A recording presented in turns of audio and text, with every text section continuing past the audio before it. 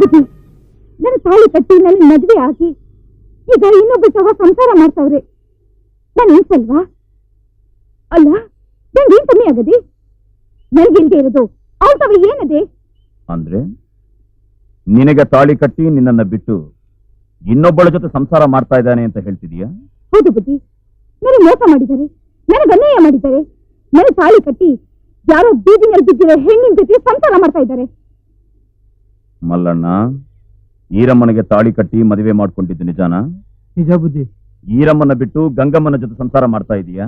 ಬುದ್ಧಿ, ಬೇರೆ ಯಾವುದೇ ರೀತಿ ಸಂಬಂಧ ಅಲ್ಲ. ನಾನು ದೇವಸ್ಥಾನದಲ್ಲಿ ತಾಳಿ ಕಟ್ಟಿ ಮದುವೆ ಮಾಡ್ಕೊಂಡಿದ್ದೀನಿ. ನ್ಯಾಯಬದ್ಧವಾಗಿ ಸಂಸಾರ ಮಾಡ್ತಿದ್ದೀವಿ ನಾವಿಬ್ರು.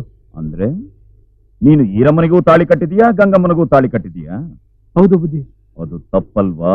ಅದೆಲ್ಲ ನಂಗೆ ಗೊತ್ತಿಲ್ಲ ಬುದ್ಧಿ. ಒಬ್ಬಳಿಗೆ ತಾಳಿ ಕಟ್ಟಿ ಅವಳನ್ನ ಬಿಟ್ಟು ಇನ್ನೊಬ್ಬಳಿಗೆ ತಾಳಿ ಕಟ್ಟಿ ಈಗ ಏನು ಗೊತ್ತಿಲ್ಲ ಅಂತ ಮಾತಾಡ್ತಾ ಇದೀಯಾ? ಹೆಂಡತಿ ಬದುಕಿರುವಾಗ ಇನ್ನೊಬ್ಬಳಿಗೆ ತಾಳಿ ಕಟ್ಟಿ ಮದುವೆ ಮಾಡ್ಕೊಳ್ಳೋದು ಹಿಂದೂ ಶಾಸ್ತ್ರದ ಪ್ರಕಾರ ತಪ್ಪು. ನೀನು ತಪ್ಪು ಮಾಡಿರೋದ್ರಿಂದ ಯಾವ ಕೈಗಳಿಂದ ಗಂಗಮ್ಮನ ಕುತ್ತಿಗೆಗೆ ತಾಳಿ ಕಟ್ಟಿದೆಯೋ ಆ ಎರಡು ಕೈಗಳನ್ನು ಕತ್ತರಿಸಬೇಕು ಅಂತ ನಾನು ಈ ಧರ್ಮಪೀಠದ ಮೇಲೆ ಕೂತ್ಕೊಂಡು ತೀರ್ಪು ಕೊಡ್ತಾ ಇದ್ದೀನಿ.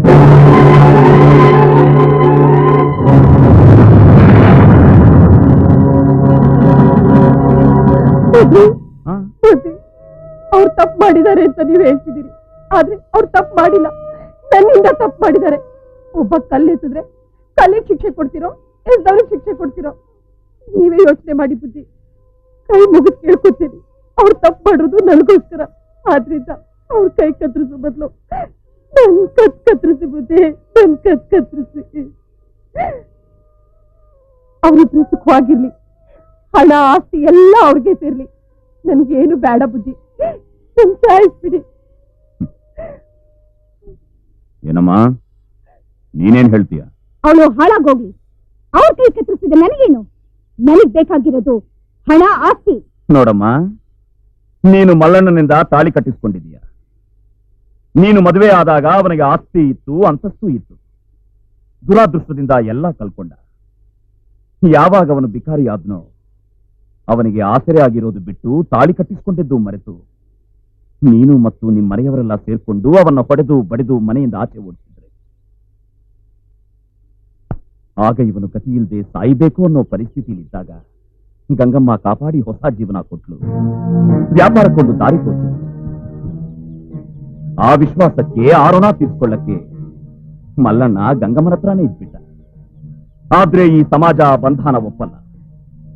ಈ ಹಳ್ಳಿಲಿ ಜನಗಳ ಮಧ್ಯೆ ತಲೆ ಎತ್ತಿ ಬದುಕಬೇಕು ಅನ್ನೋ ಉದ್ದೇಶದಿಂದ ಮಲ್ಲಣ್ಣ ಗಂಗಮ್ಮನ ಕುತ್ತಿಗೆಗೆ ತಾಳಿ ಕಟ್ಟಿದನೇ ವಿನಃ ಬೇರೆ ಯಾವ ಸ್ವಾರ್ಥದಿಂದಾನೂ ಅಲ್ಲ. ತನ್ನ ಗಂಡನ ಕೈಗಳು ಕತ್ತರಿಸಬೇಕು ಅಂದಾಗ ಅವಳೆಷ್ಟು ಸಂಕಟ ಅನುಭವಿಸಿ ಈ ತಪ್ಪು ನಂದು, ನನ್ನ ಕುತ್ತಿಗೆ ಕತ್ತರಿಸಿ ಅವರನ್ನ ಬದುಕಿಸಿ ಅಂತ ಕೇಳ್ತಾ ಇದ್ರೆ ನೀನವರ ಕೈಗಳಾದ್ರೂ ಕತ್ತರಿಸಿ ಅವಳ ಕುತ್ತಿಗೆನಾದ್ರೂ ಕತ್ತರಿಸಿ ನನಗವರ ಆಸ್ತಿ ಸಾಕು ಅಂತ ಹೇಳ್ತಾ ಇದ್ದೆ. ಈ ಪ್ರಪಂಚದಲ್ಲಿ ಹೆಣ್ಣು ಅನ್ನೋದು ತುಂಬಾ ಪವಿತ್ರವಾದದ್ದು. ತಾಯಿ ಹೆಣ್ಣು, ತಂಗಿ ಹೆಣ್ಣು, ಅಕ್ಕ ಹೆಣ್ಣು, ನಾವು ಪೂಜೆ ಮಾಡೋ ಆ ದೇವತೆ ಹೆಣ್ಣು. ಅಂತಹ ಪವಿತ್ರವಾದ ಹೆಣ್ಣು ಜಾತಿಯಲ್ಲಿ ಹುಟ್ಟಿ ಆ ಹೆಣ್ಣು ಕುಲಕ್ಕೆ ಅವಮಾನ ಮಾಡ್ತಾ ಇದ್ದೀಯ.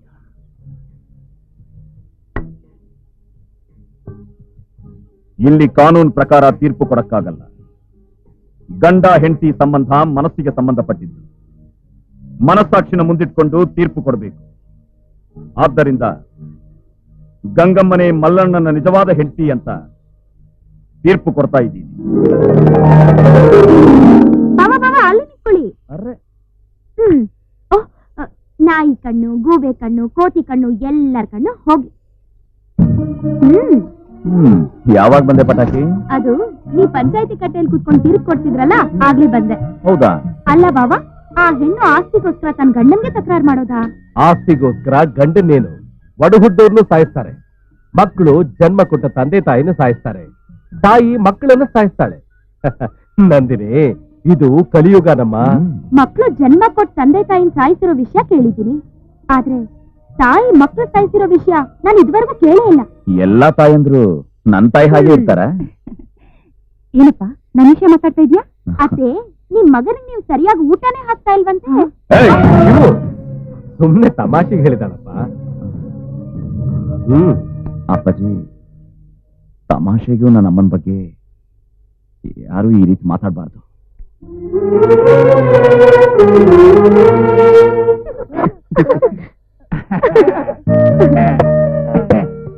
ಓ, ಇವತ್ತು ಬಾಲಕೃಷ್ಣನ್ ವೇಷನಾ? ನಿಮ್ ಜನ್ಮ ಸಾರ್ಥಕವಾಯ್ತು. ನನಗೂ ಅನ್ನ ಬಡಿಸಿ.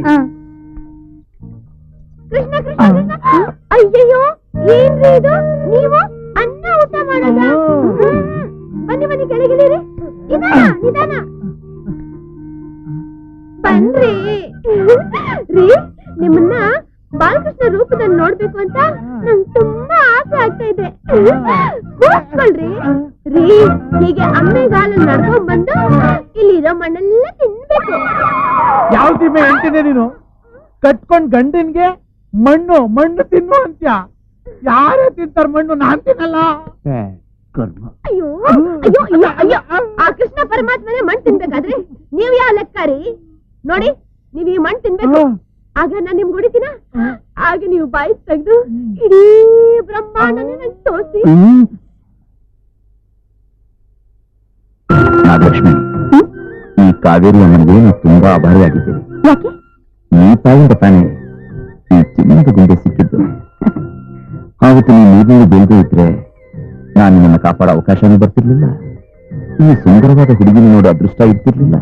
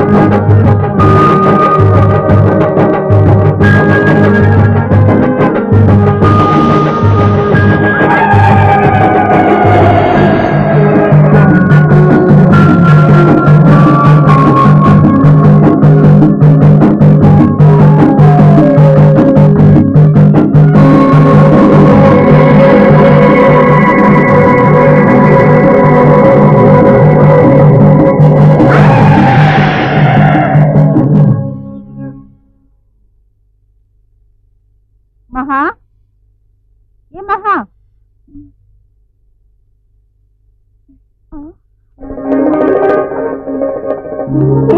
ಮಹಾಲಕ್ಷ್ಮಿ, ನಿಮ್ಮ ಮುಖದ ಗಾಯ ಎಲ್ಲ ವಾಸಿ ಆಗ್ಬಿಟ್ಟಿದೆ ಕಡೆ.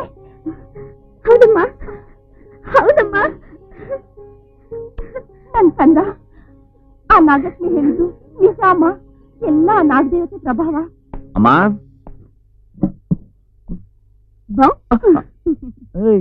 ಏನ್ ನೀನ್ ಬಡಿಸ್ತಿದೀಯಾ? ಅಡಿಗೆ ಮನೆ ಜವಾಬ್ದಾರಿ ನೀನೇ ವಹಿಸ್ಕೊಂಡಿರೋ ಹಾಗಿದೆ. ಮುಂದಾದ್ರೂ ವಹಿಸ್ಕೊಳ್ಳೇಬೇಕಲ್ಲ, ಸ್ವಲ್ಪ ಮುಂಚೆ ವಹಿಸ್ಕೊಂಡ್ರೆ ತಪ್ಪೇನು? ಮುಂದಾದ್ರೂ ಅಂದ್ರೆ ನೀನ್ ನಮ್ಮ ಮನೇಲಿ ಅಡಿಗೆ ಕೆಲಸಕ್ಕೆ ಸೇರ್ಕೊಂಡಿದ್ಯಾ? ಬರೀ ಅಡಿಗೆ ಕೆಲಸ ಮಾತ್ರ ಅಲ್ಲ, ಕಸ ಗುಡ್ಸೋದು, ಪಾತ್ರೆ ತೊಳೆಯೋದು, ಬಟ್ಟೆ ಒಗೆಯೋದು, ರಾತ್ರಿ ನಿಮ್ಗೆ ಹಾಸ್ಯ ಹಾಸೋದು. ನಿನ್ನೊಬ್ಬಳ ಕೈಲಿ ಇಷ್ಟು ಕೆಲಸ ಮಾಡಿಸ್ಕೊಳ್ತಾರಲ್ಲ, ಸಂಬಳ ಏನಾದ್ರೂ ಮಾತಾಡ್ಕೊಂಡಿದ್ಯಾ? ಸಂಬಳ ಏನು ಬೇಡ, ನಾನು ಕೇಳಿದೊಂದು ವಸ್ತು ಕೊಟ್ರೆ ಸಾಕು. ಸಂಬಳ ಬೇಡ, ವಸ್ತು ಕೊಟ್ರೆ ಸಾಕು. ಆ ವಸ್ತುಗೆ ಅಷ್ಟೊಂದು ಮಹತ್ವ ಇದೆಯಪ್ಪ? ಏನದು? ಅದು ಕಾಲ ಬಂದಾಗ ನಾನೇ ಕೇಳ್ತೀನಿ. ಅಚ್ಚರಿ, ಹೀಗೆ ಮಾತಾಡ್ತಾ ಇದ್ರೆ ಹೊಟ್ಟೆ ತುಂಬಲ್ಲ. ಮೊದ್ಲು ಊಟ ಮಾಡಿ. ಬರೀ ಅನ್ನ ಹೇಗೆ ತಿನ್ನೋದು? ಅಯ್ಯೋ, ಸಾಕು ಸಾಕು. ಇವು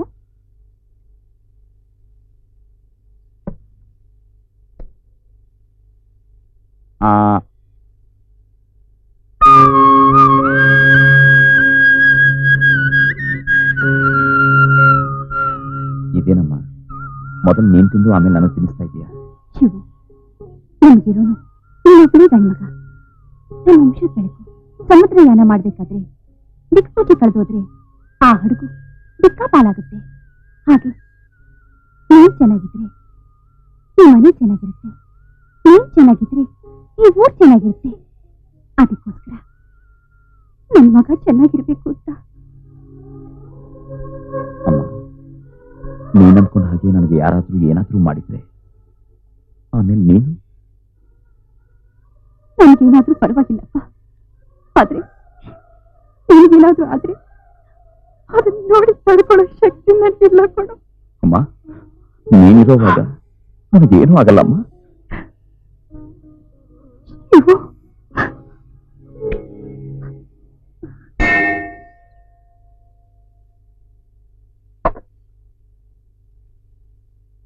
ನಾನು ಬೆಂಗಳೂರಿನ ದೊಡ್ಡ ಆಸ್ಪತ್ರೆಯಲ್ಲಿ ಸ್ಕ್ಯಾನಿಂಗ್ ಮಾಡಿಸಿದ್ದೀನಿ. ನನಗೆ ಅವಳಿ ಜೋಳಿ ಗಂಡ್ಮಕ್ಳಾಗ್ತಾರಂತೆ ಡಾಕ್ಟರ್ ಹೇಳಿದ್ದಾರೆ. ತುಂಬಾ ಸಂತೋಷ ಕಡೆ. ಆ ಅಶ್ವಥ್ ನಾರಾಯಣ ಸ್ವಾಮಿ ನೀನ್ ಚೆನ್ನಾಗಿಟ್ಟಿರ್ಲಿ.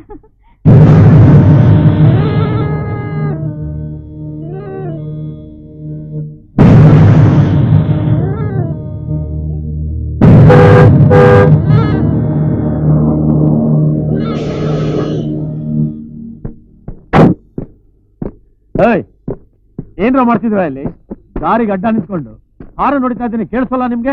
ಹಾವು ರಸ್ತೆ ಮಧ್ಯದಲ್ಲಿ ನಿಂತಿದೆ ಸ್ವಾಮಿ, ಯಾವ ಕಡೆನೂ ಹೋಗ್ತಾ ಇಲ್ಲ.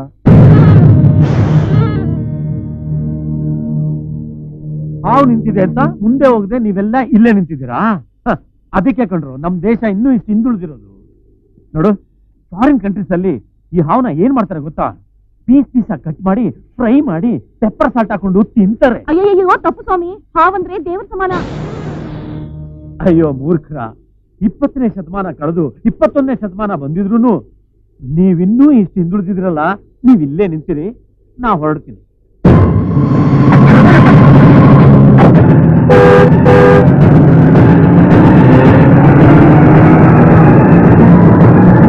ನಮ್ಮ ಯಜಮಾನ್ರ ಮನೇಲಕ್ಕ ಹಾವಂತ ಮಕ್ಳುಟ್ಟವೆ. ಅಯ್ಯ, ಕೈಯಿಲ್ಲ ಕಾಲಿಲ್ಲ, ಯಾವ ಜನ್ಮದ ಕರ್ಮಾನೋ ಅವನೇನ್ ಮಕ್ಳು ಅಂತಾರ?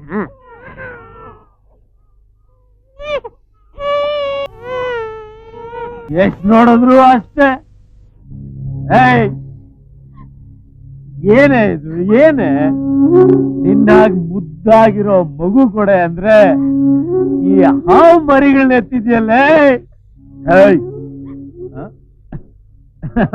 ನಾಗಮಂಡ್ಲ ಕೇಸು, ನೀನೇನು ಹೆಂಗ್ಸೋ ಇಲ್ಲ ಹಾವು? ನಿನ್ ಜೊತೆ ಹೆಂಗೆ ಸಂಸಾರ ಮಾಡ್ಲಿ? ನೋಡು, ನಾಳೆನೆ ವಾಪಸ್ ಹೋಗಿ ಮುದ್ದಾಗಿರೋ ಹುಡುಗಿ ನೋಡಿ ಮದುವೆ ಆಗಿ ಮುದ್ದಾಗಿರೋ ಮಕ್ಳನ್ನ ಮಾಡ್ಕೊಂಡು ಸುಖವಾಗಿರ್ತೀನಮ್ಮ. ನೀನು ಈ ನಿನ್ ಪೀಸ್ ಮಕ್ಕಳು ಎಲ್ಲಾದ್ರೂ ಹಾಳಾಗೋಗಿ.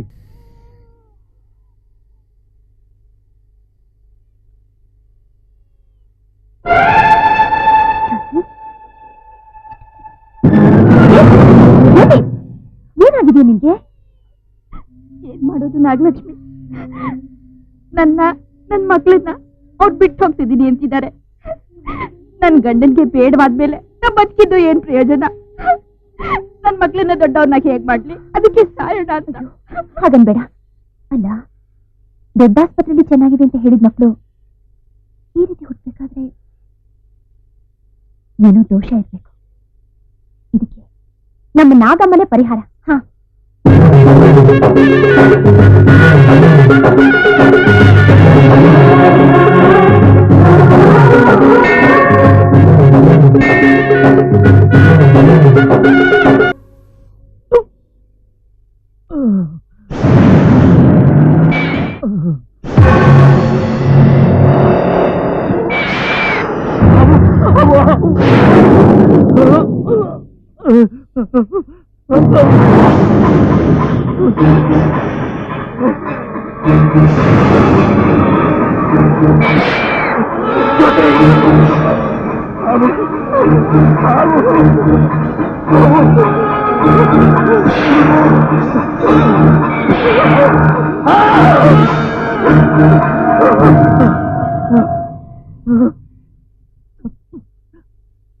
ತಪ್ಪು ಮಾಡ್ಬಿಟ್ಟೆ ಜ್ಯೋತಿ.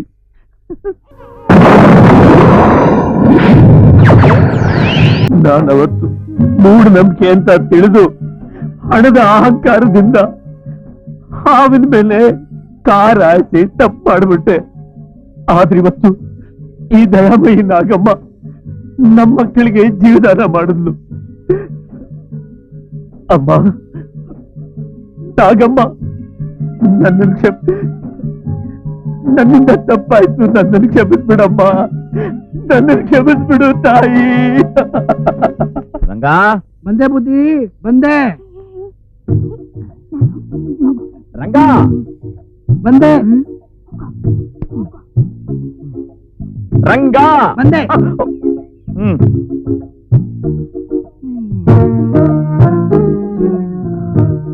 ರಂಗ, ಇಷ್ಟು ದಿವಸ ನಿನ್ ಕೈ ಹೊರಟಾಗಿತ್ತು, ಇವತ್ತೇನೋ ಒಳ್ಳೆ ಹೆಗ್ಗಸರ ಕೈ ತರ ಮೃದುವಾಗಿದೆ. ಕೈಗೆ ಎಣ್ಣೆ ಬಿತ್ತಲ್ಲ ಅದಕ್ಕೆ. ಈ ಪಂಚರಂಗಿ ಇಷ್ಟೊತ್ತು ಎಲ್ಲೇ ಹೋಗಿದೆ ಹೇಳು. ಈ ತರ ಬೆನ್ನು ನಾನು ಎಲ್ಲೂ ನೋಡೇ ಇಲ್ಲ. 1.5 ಎಕರೆ ಇದೆ. ನಿನ್ನ ಕೈಗಳು ಕಬ್ಬಣದ ಸಲಾಕೆ. ಒಂದೊಂದು ಮಾತಿಗೆ ಒಂದೊಂದು ಮುಟ್ಕೊಡ್ತಾ, ಒಂದೊಂದು ಹೆಜ್ಜೆ ಒಂದೊಂದು ತಾಳ ಹಾಕ್ತಾ, ದಿನಕ್ಕೊಂದು ಹಾಡು ಹಾಡ್ತಾ 3 ವರ್ಷ ಭಾವನ ಜೊತೆನೂ ಸಾಗಬೇಕು ಅಂತ. ಪೋಲಿ ಈ ವಿಶಾಲವಾದ ಎದೆ ಮೇಲೆ ಮಲಗುವ ಅದೃಷ್ಟ ಯಾವ ಹುಡುಗಿದೆಯೋ ಏನು. ಒಳ್ಳೆ ಮನ್ಮಥನ್ ಥರ ಇದ್ದೀರಾ. ಈಗ ನೀನೇನು ಹೋಗಿದ್ದೆ? ಭಾವನ ಜೊತೆ ಕನಸು ಕಾಣ್ತಿದ್ಯಾ? ತುಂಟಿ